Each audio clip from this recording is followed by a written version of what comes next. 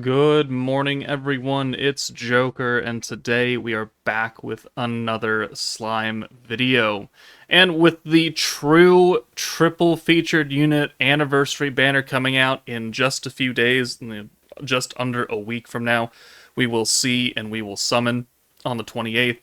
I figured now would be a good time to look back at the previous year of all of the new character releases and do a ranking video.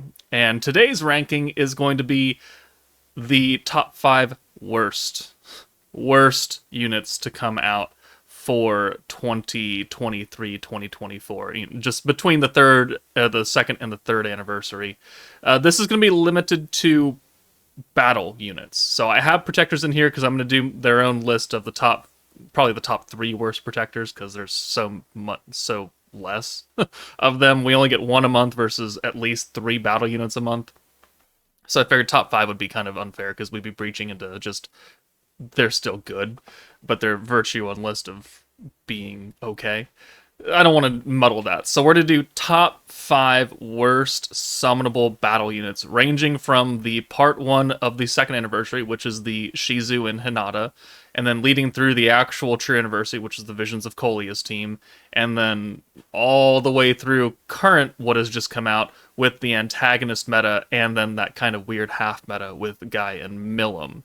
So top 5 worst. The caveat is that this is a tier list. Obviously, it is quite subjective, and I can't imagine everyone is going to agree with me on this, especially new players who don't know the differences of all these quirky units and such. So you'll just have to take my word for it, or not, and ask someone else and be like, no, Joker's full of shit, which sometimes I am. But this is very my list, and you're very, very free and welcome to disagree. So if you have disagreements, please put it in the comments below. Another caveat is that every single one of these units can look good in their very super prime specific team setting where they are meant to look good.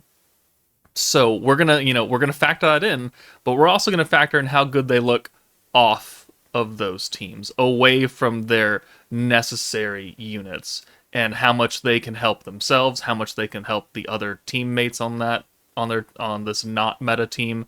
These are very important things because some units are really good on and off their team, like Coleus Violet, who is not going to be on this top 5 worst list. She can run on almost any Magic team ever conceived to man. But there are some characters who cannot do that. So we're gonna have to just kind of take it as it is. But let's get started with number 5. All right, starting off our list at the 5th worst unit to release in 2024 is going to go to Shoutier. Overlord collab. Came out late February through March of this year, and the Overlord collab as a whole was regarded as a pretty terrible collab, mainly because the 3 actual Overlord units that were summonable, being Ainz, Shoutier, and Albedo, were pretty not great, especially when you compare them to Shizu, who is not an Overlord character and still a godly unit, and Ainz Maru, Overlord Rimuru Protector, who is still a really good protector, also not actually an Overlord unit. They're just cosplaying. So the fact that they made the actual Overlord characters considerably weaker is an affront. And Shoutier, she can be an okay AoE dark nuking character for like a Jubilee normal fight, but her alt buff hits Stern of Spirit and Horde of Devotion. These are not super great teams. Stern of Spirit does get more Hinatas, and Wholehearted Devotion is just awful. It's just so bad. 80% alt damage, and then everybody gets 80% defense down. Defense down is one of the most worthless debuffs in the game. It can do like 10,000 extra damage on a big time nuke. Like, it's not it's not everything that people want it to be, because when Kazuma came out for the Konosuba collab the year prior, he got 50% attack up and 50% defense down, and we're like, oh, that's pretty good. And then we actually test him, and he's like, oh no, that's not that good. Oh no, that's not good. So she runs into that same issue. Her alt buff being limited to 2 teams that are not great. Her defense down debuff, which is ass, and then the despair skill, which puts 5% alt resistance down every single time. 5%, not super impactful. It deals 5% of the target's attack stat in passive damage. So if you have 10, if you have 100 attack, you're doing 5 damage to them every turn. Whoop-de fucking do. And then she rushes her own alt, which, I guess is cool if you're trying to nuke with her, but that doesn't really help anybody. This kid is terrible. Again, she could be good as if you need a dark AoE nuker, and that's about it. So Shoutir takes a spot as the 5th worst unit of this year. And since the apple doesn't fall far from the tree, the 4th worst unit of 2024 is Albedo. Shock surprise. I was just talking about how most of the Overlord team is kind of terrible. Well, they belong next to each other. Albedo is only slightly better, and I mean really slightly. Like, I could hear arguments of just flipping him. Like, you could put him in the same 5th tier and we could open up a new slot. I don't really care. But if we're going to go in 1 unit per slot, Albedo is, I could hear arguments, because she's a space AoE character. Sure, okay, we have a lot of space AoE characters now. Her first skill is a stun, which objectively is not a bad skill. Yeah, you can stun, but there's Octagram Guy who's free.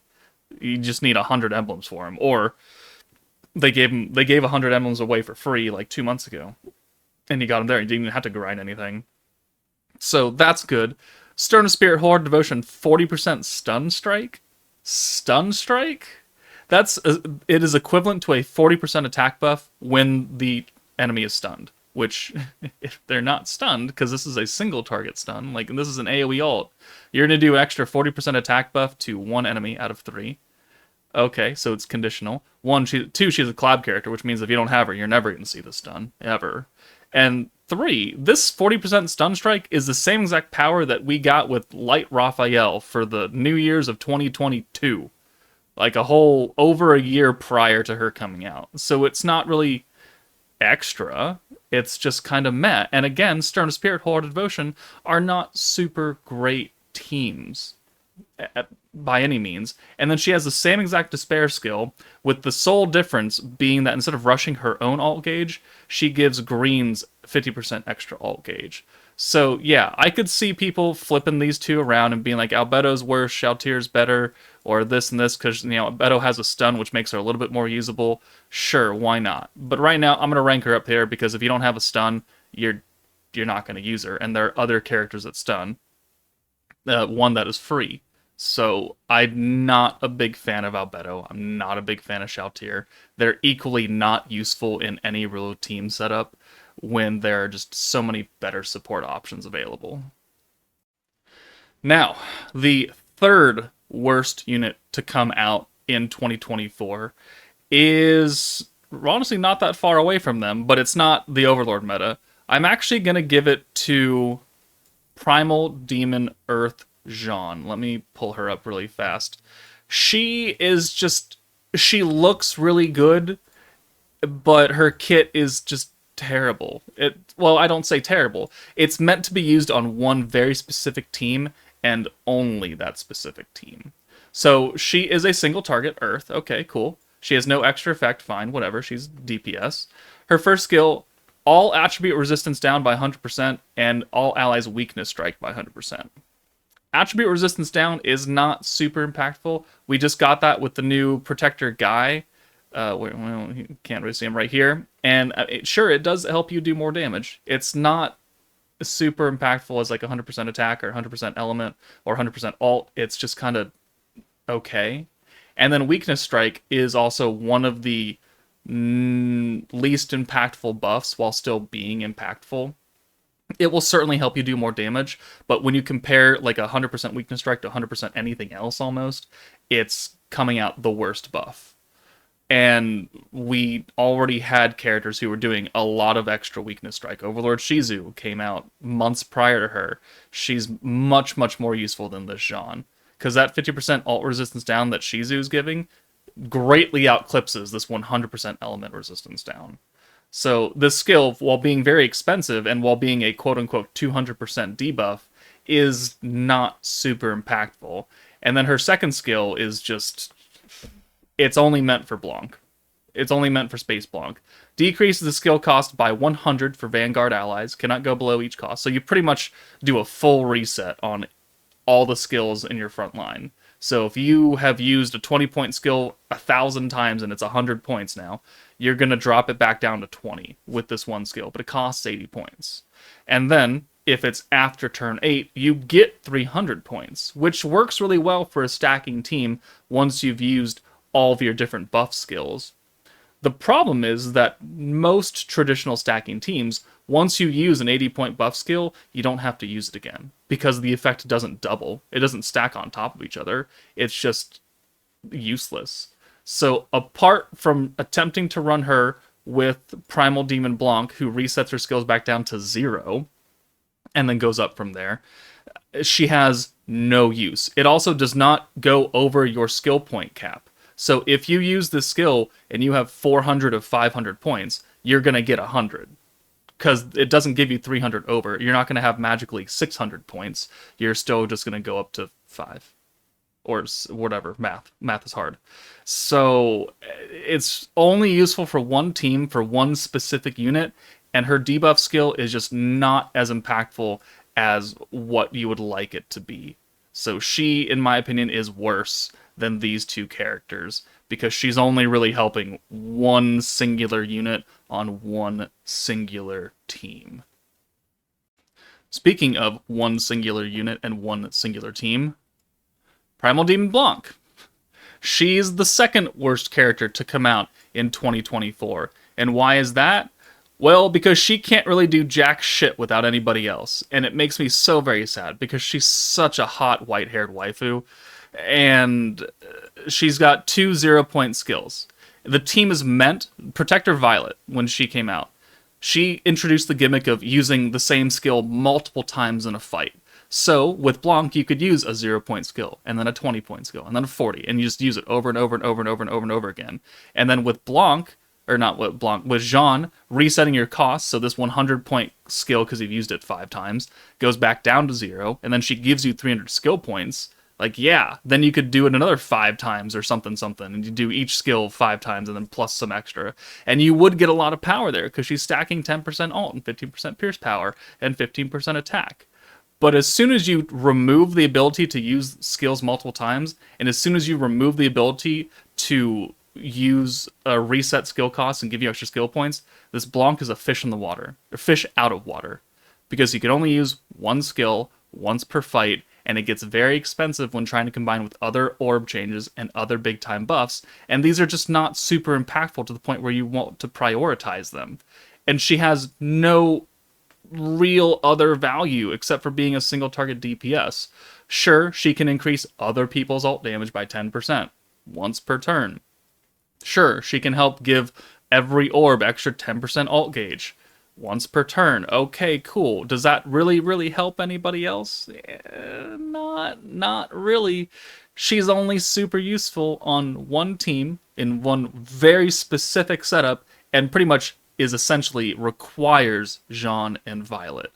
So she can't do anything for herself. She can't do anything without 2 other characters. And apart from that, she's not even really that good as a deep single target DPS character, because there are other space units. There are other units that support themselves in much greater amounts on a stacking team where you don't have to rely on some multi-use gimmick to actually make them look decently good. Right? We can get ult damage from someone else. We can get pierce power from someone else. We can get attack from somebody else. And we're going to get that in 100%, 80%. And you're not going to be able to do that with her on like if you just take her off of the Violet team and put her somewhere else, because you're not going to be able to use these skills 8 times to match that. It's going to be way more expensive than just using one 80-point skill. So she cannot do anything without her team. She is actually fairly useless without it. Alright, we have made it the number one worst character to release in 2024 that is a summonable battle unit. And this actually was quite difficult for me because I have 3 primary picks to put up here, and I had to sit here for a long time and debate it. So I'll give you my 3 options that I wanted. So first off is Tempest Elite Rimuru. Second off is another Rimuru, Protector of Peace Rimuru. And the third is Protector of Peace Xion. What makes them all not so good? Well, they're only really good for themselves, and that's about it. And apart from that, their gimmicks are not super impactful to the point where I really want to use them on other teams. So let's take a look at Tempest Elite Rimuru and what he's doing. He's a single target DPS character. He gives himself a 30% attack buff and 100% ult damage for 25 points. Remember talking about Blanc, where she gives herself 10% ult damage every time you use a skill. Rimuru's giving himself 100%. 100% for 25 points. This is why Blanc is fucking shit. But I digress. His second skill, Greater Burn. 30% burn damage, and then he stacks 10% weakness strike. This literally does nothing for anybody else but himself. He's got a selfish attack buff, a selfish ult buff, the Greater Burn, which if he's the only fire character, then he's the only one, contributing to that damage, and then his own personal weakness strike buff. Whoop-de-doo. Protector of Peace Rimuru is selfish, but not, I think, as selfish as Tempest Elite Rimuru. He's an AoE character. He gives everybody guaranteed crits, which I guess is cool, and then he gives himself a 100% ult buff for 1 turn. 150%, sorry. That's very, very powerful, Blanc. So, he is giving people crit, and he is an orb changer, and he also stacks weakness strike. So while he was one of my picks, I do not think he actually deserves to be up in number 1, so we're just going to drop him out. He can be an effective AoE DPS, while at least giving something to somebody else, and being an orb changer, and giving himself extra power. So, like, he does have value off of his team if you're trying to run a green crit team. I don't know why you would bring him instead of someone else, but the option does exist. And then we have a unit that came out with him in Protector of Peace Xion. Okay. So, she lowers ult resistance by 100%, and then increases her own water attack power by 10%, and every time you use a skill, you get 5%, and it caps at 70. So it's a 170% buff when you cap it out. Her second skill is Water Follow-Up Orbs. Follow-Up Orbs being the same thing that Goddess of Destiny does from their Protector. That team is bad. And the Tempest Elite team, which Rimuru's part of, which that team is also bad. So giving her a skill that was the primary gimmick of 2 protectors within 2 different years that are considered bad is bad. So, can she support other teams? Yes, she can give everybody 100% all resistance down. This is a very, very impactful debuff. Water attack? Yeah, sure. She's a single target nuker. We can make her hit a little bit harder. The follow-up orbs? Absolutely fucking useless. And then she also does stack her own crit damage by 10% every time you use this skill. She is also meant to be used on a team that allows you to use multiple skills every turn, just like the Primal Demon Blanc and Jean team. So, with her giving a hefty debuff and giving her crit damage and a water attack, this also, I think, eliminates her from being contention for the first worst unit of 2024, which leaves just one option. Tempest Elite Rimuru. Congratulations, you have won, and I'm so very disappointed in you. You contribute just nothing to anybody else. You are a single target DPS, and if you do not need him, he will sit in your box for the next 2 years. And when they bring out another fire character who is better than him that is single target, congrats, you've been hard replaced. Okay. The amount of single target fights that we get are not a lot until you get to whatever meta's Jubilee comes out and you need them for Boss Battle 2. Just like we have right now for the antagonist meta, where Boss Battle 2 is the single target where you want to use Guy and Milim. Okay. Apart from that, when do I use him again? Never. Is he going to be helpful to other teams? No. Is he contributing anything to any of these characters in this list? No. He can't even contribute to the 4 worst characters, in my opinion, on this list of 2024. So, Temp Sleep Rimuru, my pick for the number 1 worst release character of 2024. But I'm interested to see and hear what you have to say about this. Do you agree with this list? Do you think that someone else who has come out in between second anniversary Hinata Shizu and second anniversary technically Milim and Guy and, well, Milim and Kyoko and Isis and all them, is there someone more deserving of the worst spots? Let me know in the comments below, but that's it from me. Take it easy, guys, and I will see you all later.